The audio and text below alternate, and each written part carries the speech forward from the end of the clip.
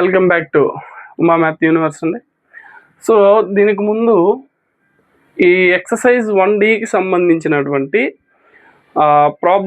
Problems చేయడానికి సంబంధించినటువంటి concept నేర్చుకున్నాం. ఏంటంటే అవి యూనియన్ అంటే ఏంటి, యూనియన్ సెట్ అంటే ఏంటి, ఇంటర్సెక్షన్ సెట్ అంటే ఏంటి, and difference of two sets కోసం మాట్లాడుకున్నాం, అండ్ డిజాయిన్ సెట్స్ కోసం మాట్లాడుకున్నాం. ఇప్పుడు వాటి మీద వచ్చేసరికి ఎక్సర్సైజ్ 1Dకి సంబంధించిన ప్రాబ్లమ్స్ అనమాట మనం సాల్వ్ చేద్దాం. ఓకేనా?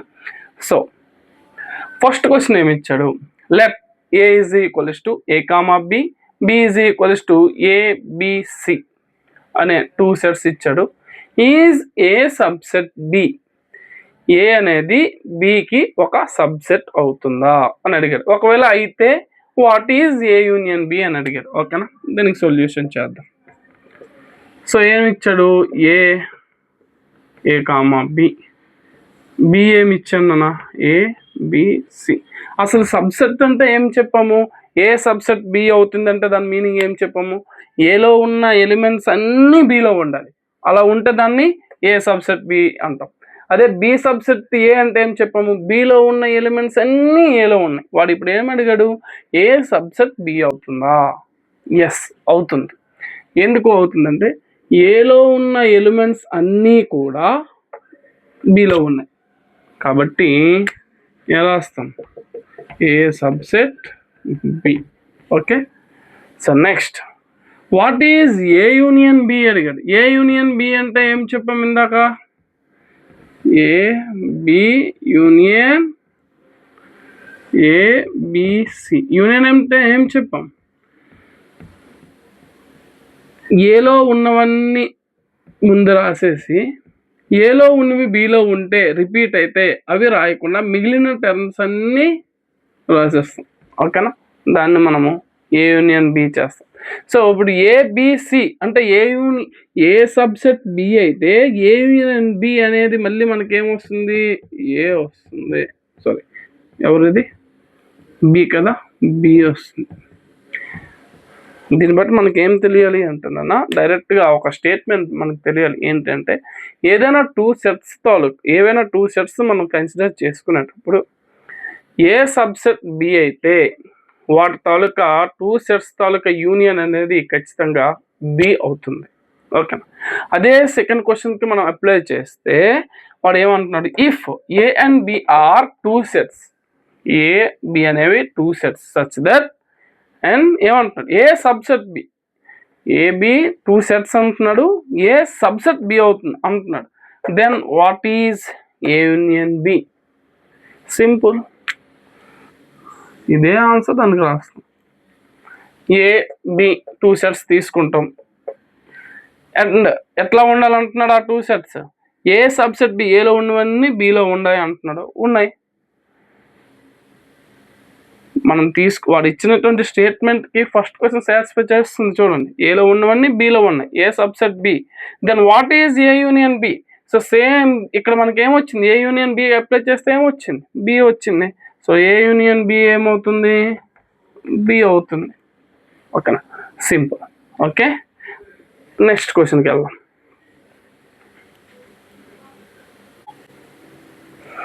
ఓకే, థర్డ్ క్వశ్చన్ చూడండి. థర్డ్ క్వశ్చన్లో మనకి ఏం చెప్తున్నాడు అంటే, which of the following pair of sets are disjoint. కింద ఇచ్చినటువంటి సెట్స్ అనేవి ఏవి డిజాయింట్ సెట్స్ అనేసి అడుగుతున్నాడు.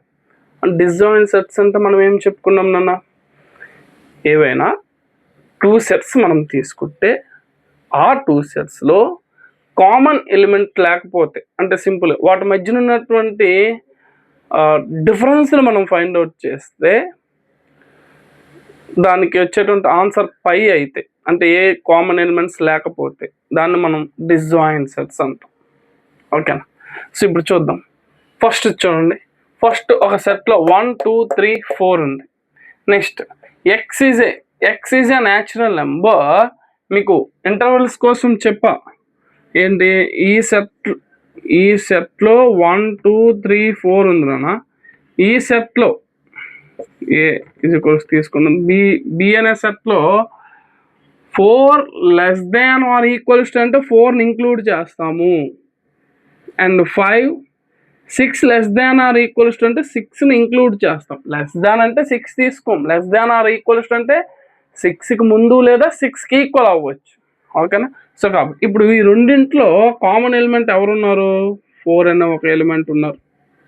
సో ఇప్పుడు a minus b not equals to phi కదా, ఆ రెండు పైకి ఈక్వల్ అవ్వట్లేదు. సో కాబట్టి దీన్ని ఏమంటాము? No disjoint. ఇది డిస్జాయింట్ అవ్వదు. ఎందుకు? కామన్గా ఎవరు ఉండకూడదు. ఓకేనా? మళ్ళీ రిపీట్ చేస్తున్నాను. కామన్గా ఎవరైనా ఉంటే అది నో డిస్జాయింట్, కామన్గా ఎవరు లేకపోతే అది డిస్జాయింట్ సెట్స్. ఇక్కడ చూద్దాం.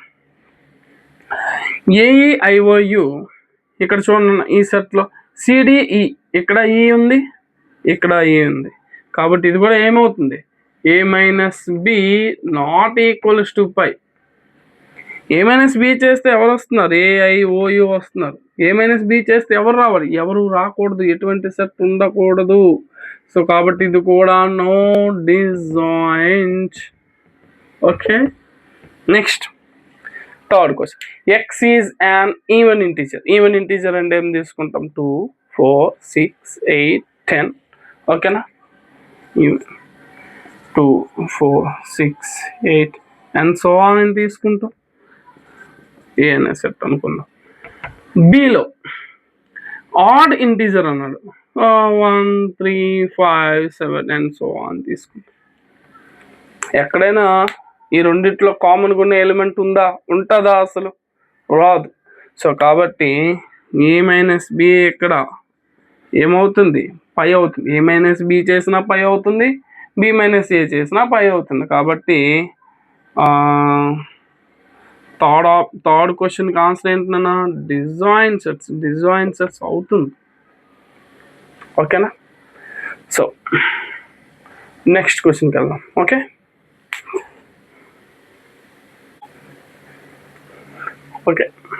ఇప్పుడు మన వీడియోలో 4th క్వశ్చన్కి వెళ్దాం. 4th క్వశ్చన్ ఏమంటున్నాడు?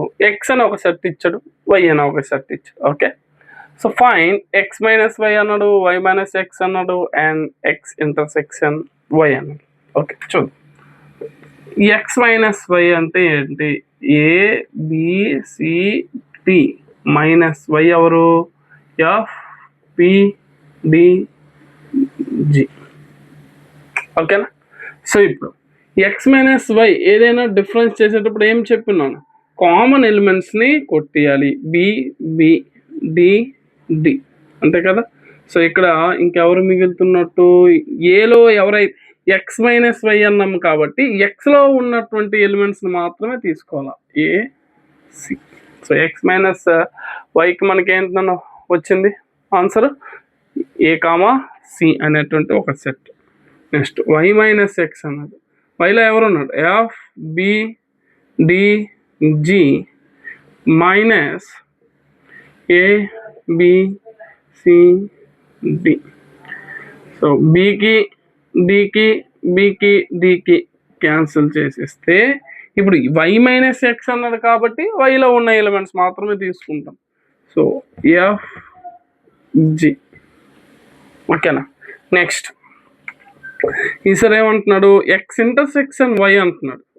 So a b c d intersection f b d g. ఏం చెప్పుకున్నాం? f ఇంటర్సెక్షన్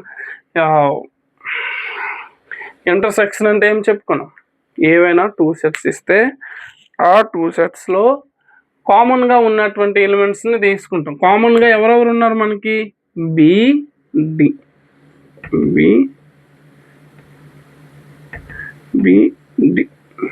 సో ఈ రెండే కామన్గా ఉన్నాయి కాబట్టి x ఇంటర్సెక్షన్ వైలో సో bdని తీసుకుంటాం. ఓకే, నెక్స్ట్ 5th క్వశ్చన్ చూడండి. 5th క్వశ్చన్ ఏమన్నాడో చూడండి. ఇది కొంచెం ఇంపార్టెంట్ క్వశ్చన్ అన్న. So if R is the set of real numbers, R అనేది ఒక సెట్ ఆఫ్ రియల్ నెంబర్స్ అన్నాడు. Q is the set of rational numbers అన్నారు. Then what is R minus Q? మనం సింపుల్గా మనం చెప్పుకుంటే మనకు బేసిక్ నాలెడ్జ్ రియల్ నెంబర్స్ని మనం ఎలా రాస్తాము? రియల్ నెంబర్స్ని రేషనల్ ప్లస్ ఇర్రేషనల్ నెంబర్స్గా రాస్తాం, అంతేనా? రియల్ నెంబర్స్ అంటే ఏంటి? Rational numbers plus irrational numbers కలిపితే రియల్ నెంబర్స్. సో సింపుల్గా మనకి ఏమంటున్నాడు, రియల్ నెంబర్స్ మైనస్ క్యూ అంటే ఏమన్నాడు, రేషనల్ నెంబర్స్ తీసిస్తే R minus R is equals to Q plus Q dash. So ఇప్పుడు మనకి ఆర్ మైనస్ క్యూ చేస్తే మనకి ఏమొస్తుంది, క్యూ డాష్. అంటే సింపుల్గా ఏముంటుంది మనకి, ఇర్రేషనల్ నెంబర్స్. ఓకేనా? ఇది 4th question and 5th question. So next 6th క్వశ్చన్లోకి వెళ్దాం. ఫస్ట్ రోమన్లో లాస్ట్ క్వశ్చన్, 6th క్వశ్చన్. వాడు ఏమంటున్నాడు, state whether each of the following statement is true or false, justify your answer. So ఇచ్చినటువంటి స్టేట్మెంట్స్లో ఏది ట్రూ ఏది ఫాల్స్, సో అది మనకి ఆన్సర్ని జస్ట్ చెప్పమంటున్నాడు. ఓకేనా? ఒకవేళ ట్రూ అయితే ఎందుకు, ఫాల్స్ అయితే ఎందుకు. ఓకే, ఫస్ట్ చూడండి, 2, 3, 4, 5 and 3, 6 are disjoint sets. Disjoint sets అంటే ఏం చెప్పుకున్నాం నాన్న, ఏ 2 సెట్స్లో కామన్ ఎలిమెంట్స్ ఉండకూడదు. సో ఇక్కడ కామన్ ఎలిమెంట్ ఉంది కదా, 3 అనే ఎలిమెంట్ ఉంది, ఇక్కడ 3 అనే ఎలిమెంట్ ఉంది, కాబట్టి ఇది ఫాల్స్. ఎందుకు ఫాల్స్?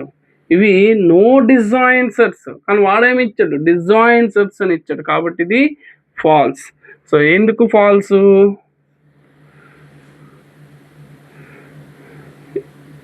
ఎందుకు నా ఫాల్స్, 3 అనే element 3 in A and B. 3 అనే ఎలిమెంట్ ఏలో ఉంది, బిలో ఉంది, సో కాబట్టి అది డిజాయింట్ సెట్ అవ్వదు. Next, AEIOU ABCD are disjoint sets. ఇక్కడ ఏ ఉంది, ఇక్కడ ఏ ఉంది, డిజాయింట్ సెట్స్ ఇది కూడా కాదు, ఫాల్స్. ఎందుకు నాన్న, అది నో డిజాయింట్ సెట్స్. ఎందుకు నో డిజాయింట్ సెట్స్, రెండిట్లో కామన్గా ఏ అనే ఒక ఎలిమెంట్ ఉంది కాబట్టి.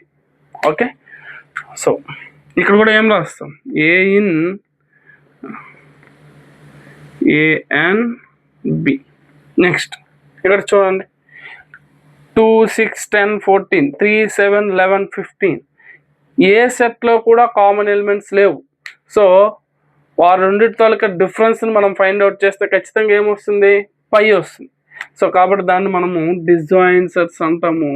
సో కాబట్టి ఇదేంటన్నా ట్రూ.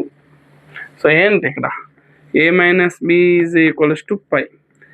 ఓకే, నెక్స్ట్ ఇక్కడ కూడా చూడండి, 2, 6, 10, 3, 7, 11 ఇక్కడ కూడా A minus B is equals to 5 వస్తుంది, ఎవరు కూడా కామన్ ఎలిమెంట్స్ లేరు.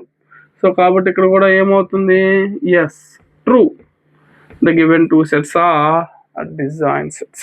సో ఇక్కడ మనకి 1Dలో ఫస్ట్ రామన్కి సంబంధించినటువంటి 6 ప్రాబ్లమ్స్ అనేవి కంప్లీట్ చేసాం.